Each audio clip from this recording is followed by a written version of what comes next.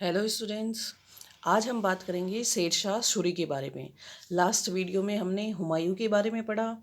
हुमायूं जो कि कन्नौज के युद्ध में पराजित हो गया और उसके बाद वह सिंध चला गया और वहीं उसने कई वर्षों तक निर्वासित जीवन व्यतीत किया।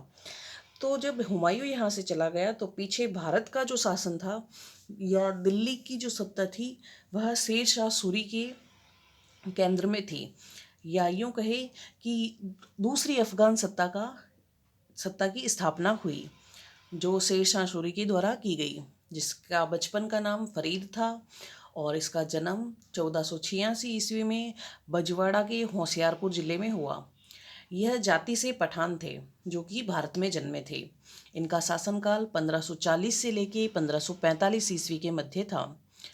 शेर शाह सूरी की मृत्यु 22 मई 1545 ईस्वी को हुई और इसकी समाधि सासाराम बिहार में स्थित है वर्तमान में। प्रारंभिक जीवन की बात करें तो शेर शाह सूरी ने पहले बाबर के लिए एक सैनिक के रूप में कार्य किया। बाबर ने इसे पदोन्नत किया और उसे सेनापति बनाया और फिर बाद में बिहार का राज्यपाल बना दिया। 1537 ईस्वी में शेर शाह ने बंगाल पर कब्जा किया और यहाँ पर सूरी वंश की स्थापना की। शेर शाह ने 1539 व 40 ईस्वी में क्रमशः चौसा व कन्नौज के युद्ध में हुमायूं को पराजित किया। हुमायूं को भारत छोड़ने पर मजबूर किया और संपूर्ण उत्तर भारत में अपना साम्राज्य स्थापित किया। हुमायूं भारत छोड़कर सिंध चला गया था और पीछे संपूर्ण उत्तर भारत का केंद्रीय शासन शेर शाह सूरी के हाथों में आ गया। और बात करें, इसी कारण शेर शाह को अकबर के अग्रगामी के रूप में जाना जाता है, क्योंकि बाबर ने जिस प्रकार की शासन व्यवस्था स्थापित की थी उसका अंत तो हुमायूं के साथ ही हो गया था, लेकिन अकबर ने जिस अखंड भारत का निर्माण किया था उसकी नींव शेर शाह के द्वारा रखी गई। इसीलिए इतिहासकारों ने शेर शाह को अकबर का अग्रगामी बताया है अथवा उसे पथ प्रदर्शक कहा है। शेर शाह द्वारा विशाल साम्राज्य में जो जो व्यवस्थाएं की गई, हम यहाँ पर उसको वन बाय वन डिटेल से पढ़ेंगे। तो ये व्यवस्थाएं की गई थी उसके द्वारा। केंद्रीय शासन, प्रांतीय शासन, सबसे पहले हम पढ़ेंगे सारे पॉइंट्स को डिटेल से। तो पहला पॉइंट है हमारा केंद्रीय शासन, जिसमें सम्राट सर्वोच्च अधिकारी था और यहाँ पर सम्राट शेर शाह सूरी था। तो शेर शाह सूरी अपने साम्राज्य का सर्वोच्च अधिकारी था। शासन की संपूर्ण शक्ति शेर शाह के हाथों में केंद्रित थी। केंद्रीय विभाग व मंत्री होते थे जो शासन को संचालित करने के लिए सम्राट के अधीन कार्य करते थे और वह सम्राट के प्रति उत्तरदायी होते थे। दीवान ए वजारात, इस विभाग का मंत्री वजीर कहलाता था और वजीर वित्त विभाग व राजस्व विभाग का प्रमुख होता था। दीवान ए आरिज, इस विभाग का मंत्री आरिज ए मुमालिक कहलाता था और यह सैनिक विभाग का प्रमुख था। दीवान ए रसालात, यह विदेश विभाग का मंत्री था और दीवान ए इंसा, इस विभाग के मंत्री का कार्य शाही घोषणाओं को लिखना व प्रसारित करना था। और इस प्रकार शेर शाह ने केंद्रीय शासन को स्थापित किया।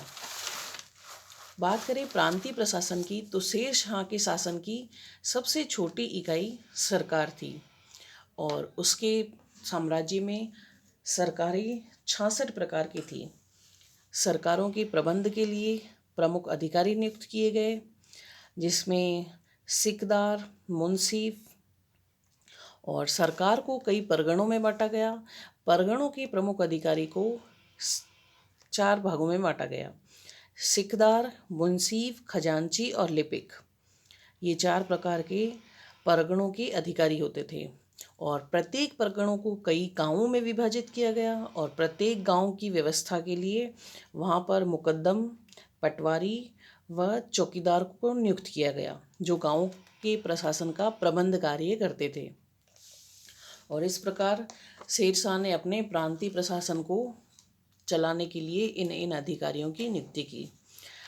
अब हमारे एग्ज़ाम के पॉइंट ऑफ व्यू से जो इम्पोर्टेंट क्वेश्चन बनता है वो है शेर शाह का सैनिक सुधार। आपके यहाँ से अलग से डिटेल वाला क्वेश्चन भी बनता है, लॉन्ग वाला 20 नंबर का, और इस पॉइंट से आपके 2-2 नंबर के क्वेश्चन भी उठाए जाते हैं पेपर के अंदर। तो इस टॉपिक को थोड़ा ध्यान से पढ़ें। शेर शाह का सैनिक सुधार, जिसमें उसने कई व्यवस्थाएं की थी, जैसे सेना की संख्या और संगठन, सैनिकों की भर्ती, वेतन व पदोन्नति, दाग व हुलिया प्रणाली, यह शेरशाह के द्वारा लागू की गई। कठोर अनुशासन व सेना का विभाजन। तो यहाँ हम वन बाय वन सभी पॉइंट्स को डिटेल से पढ़ेंगे। तो सबसे पहले शेरशाह के पास एक विशाल सेना थी और जिसके 4 अंग थे: घुड़सवार, पैदल, हाथी व तोपखाना। शेरशाह की स्थायी सेना की संख्या 1,50,000 घुड़सवार थी और 25,000 पैदल और 500 हाथी व कई तोपें थीं। इसके अलावा शेरशाह स्वयं सेना में बड़ी रुचि रखता था, इसीलिए भर्ती भी स्वयं करता था सैनिकों की। वह योग्यता के अनुसार सैनिकों का वेतन निर्धारित करता था और केंद्रीय सैनिकों की भर्ती भी वह स्वयं करता था। सैनिकों को नगद वेतन दिया जाता था और उच्च सेनापतियों को व अधिकारियों को जागीरें प्रदान की जाती थी। वेतन के बदले में जो बड़े उच्च अधिकारी थे सेना के, उन्हें जागीर दी जाती थी। सैनिकों को पदोन्नति करने व उनकी वेतन में वृद्धि करने उनकी योग्यता के आधार पर यह कार्य निर्धारित किया जाता था। दाग व हुलिया प्रणाली की बात करें तो शेर शाह ने बेईमानी व भ्रष्टाचार को रोकने के लिए घोड़ों को दागने व सैनिकों का हुलिया नोट करने की प्रथा प्रारंभ की। सरकारी घोड़ों पर दाग लगाने का उद्देश्य यह था ताकि सैनिक अच्छे किस्म के घोड़े बेचकर उनके स्थान पर घटिया किस्म के घोड़े को सेना में डाल दे। तो इस भ्रष्टाचार को रोकने के लिए शेर शाह ने घोड़े को दागने व हुलिया नोट करने की प्रथा प्रारंभ की। बात करें कठोर अनुशासन की, तो शेर शाह ने कठोर अनुशासन बनाए रखने के लिए अनेक विभागों की स्थापना की और सेना के नियमों को कठोर बनाया और नियमों को उल्लंघन करने पर कठोर दंड की व्यवस्था भी की गई। सेना का विभाजन, सेना को कई भागों में विभाजित किया गया। प्रत्येक भाग को योग्य सेनापतियों के अधीन कर दिया गया और कुछ इतिहासकारों का मत है कि शेर शाह ने जागीर प्रथा समाप्त कर दी और उसके स्थान पर सैनिक व्यवस्था में अनेक प्रकार की व्यवस्थाएं प्रारंभ की। नेक्स्ट जो हमारा पॉइंट है, एग्ज़ाम के पॉइंट ऑफ व्यू से बड़ा इम्पोर्टेंट है, तो थोड़ा ध्यान रखें। शेर शाह की भू राजस्व व्यवस्था। भू राजस्व व्यवस्था में शेर शाह के द्वारा जो जो प्रबंध किए गए उनके बारे में थोड़ा ध्यान से पढ़ें, क्योंकि यहाँ कि आपकी 2 नंबर का क्वेश्चन बनता है, जैसे पट्टा व कबूलियत को लेकर या तकाबी ऋण को लेकर। तो इस पॉइंट को भी आप ध्यान से देखें। तो पहला है भूमि की पैमाइश। शेर शाह ने भूमि की पैमाइश करवाई तथा उसका रिकॉर्ड रखवाया। पैमाइश के लिए सिकंदरी गज का प्रयोग किया गया, जो 39 अंगुल लंबी थी और भूमि की इकाई बीघा मानी गई। भूमि को उपज के आधार पर 3 भागों में बांटा गया: उच्च भूमि, मध्यम भूमि और निम्न भूमि।